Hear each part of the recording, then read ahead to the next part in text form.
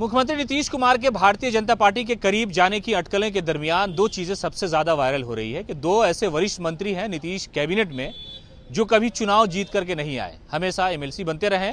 लेकिन ये पटकथा लिखी गई एक अन्य मार्ग मुख्यमंत्री आवास में और वो दोनों मंत्री वहां मौजूद रहते थे। दरअसल ये कहानी फिल्मी लग रही होगी, लेकिन मुख्यमंत्री नीतीश कुमार को आखिरकार राजनीति में वर्गला कौन रहा है। हालांकि नीतीश सियासत के बहुत माहिर खिलाड़ी हैं, 8 बार मुख्यमंत्री रहे, गठबंधन कोई भी हो सीएम नीतीश ही रहते हैं।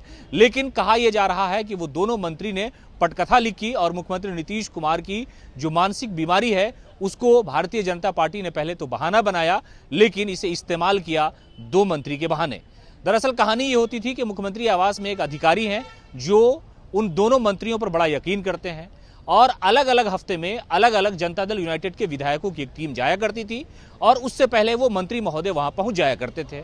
मुख्यमंत्री नीतीश कुमार से समय मिलने के बाद वो विधायक मिलते थे और वो मंत्री मुख्यमंत्री नीतीश के बगल में बैठे होते थे और वो विधायक जो उस मंत्री की पटकथा में शामिल थे वो आकर के मुख्यमंत्री के सामने आदाब प्रणाम करते हैं। नीतीश जी पूछते हैं कि आखिर क्या हाल चाल है, बोले बढ़िया है। वो मंत्री फिर उकसाते हुए कहते हैं कि अब बताओ जी तुम्हारे क्षेत्र में क्या हाल है।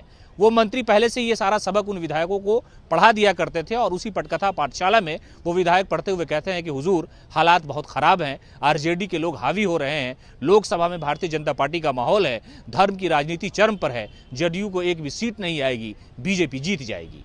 ये काफिला वहां से रवाना होता है। फिर वो मंत्री महोदय उस अधिकारी को बुलाते हैं, जो अधिकारी उन मंत्रियों का फोन अटेंड करते हैं। वो बताइए, आप बताइए क्या हालचाल है। वो कहते हैं मुख्यमंत्री को कि सर खुफिया जानकारी मिली है कि हालात बहुत ख़राब हैं, जेडीयू कमज़ोर हो रही है, पार्टी टूट सकती है, इसलिए हालात को समझना चाहिए।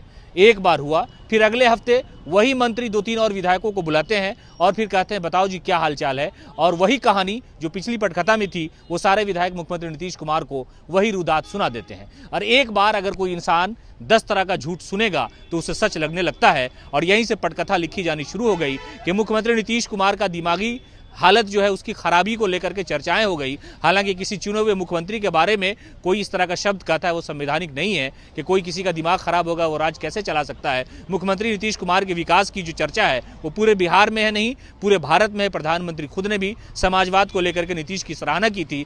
लेकिन ये सारी जो पटकथा है वो दो मंत्री जो मुख्यमंत्री नीतीश कुमार के करीब हैं, कई बार मीडिया के सामने उनकी बड़ी सराहना भी नीतीश ने की थी, लेकिन ये पटकथा लिखी जा रही थी ताकि उनकी जो राजनीति है वो नीतीश जी के साथ चलती रहे। दरअसल लालू यादव पेरेडी अकाउंट है, उस पर यह सारी तफसील सारी जानकारी लिखी गई है कि जैसे ही मुख्यमंत्री नीतीश कुमार भारतीय जनता पार्टी के करीब जाने लगे, लोगों ने कहा कि जो बीमारी है अल्जाइमर की उसका बहाना बना करके दरअसल नीतीश कुमार को समाजवाद की राजनीति, कर्पूरी की राजनीति से हटाने की पूरी साजिश है। और ये पूरा प्लान जो है सीएम हाउस में गढ़ा जाता है उन दो मंत्रियों के द्वारा जो चाहते हैं कि भारतीय जनता पार्टी के साथ नीतीश जी मिलकर रहें ताकि राजनीतिक फायदा उन्हें मिलता रहे। इसलिए कि उन दो मंत्री की जो राजनीतिक जीवन है वो कम से कम 10-15 साल और चलने वाली है। वो चाहते हैं कि मुख्यमंत्री डूब जाए, उनकी पार्टी टूट जाए, फर्क क्या पड़ता है, उन्हें राजनीतिक फायदा मिल जाए, यही सबसे बड़ा फायदा है। और कहा जाता है कि राजनेता जितना बेईमान होता है उतनी ही ज्यादा उन्हें राजनीति में कामयाबी हाथ लगती है।